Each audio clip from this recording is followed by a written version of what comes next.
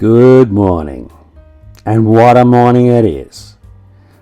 You're going to love today because today you have something to do.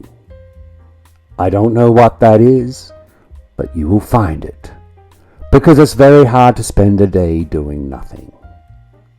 Speaking of the fake news media, you see, it's a really interesting thing and a really interesting problem because the new platforms where news and information is being spread are not in control of themselves, let alone the content they've got on. They've just got stuff coming out of their ears. And you know what the problem is? Most people don't have the qualifications to understand the message. And I'll give you a really interesting example because I got a phone call from the fake news media just the other day. And they were saying to me, "So, you are being sued." Now, you and I, and probably my mom, all know there was probably a suggestion and a threat of a bit of legal something, rather, whatever. Easy. It was more of a headline.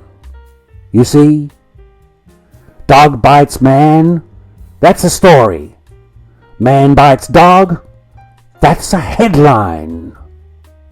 So when someone rings me up from the fake news media and says to me, "Are you being sued?" Or "Tell us about what you're being sued." And I don't mean to pick on anybody here because it's just this is the new world and it's changed so bloody fast.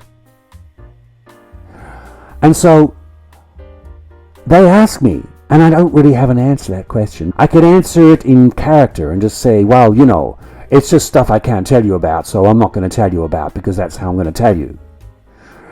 And that'd be funny. But in reality, what I probably should say is, look, you do understand that I'm just making it up, right? It's just for fun. And it gets people in, because no one clicks on stuff that just says this is some guy crapping on about, whatever. So you see my point. It's a problem. But here's the thing. There's so much fracturing of the media landscape going on that information is now everywhere. There's a glut. It's like the obesity epidemic when it was hard to walk down the street for all the pork pies and buns and yummy patisseries that you just had to shove in your gob.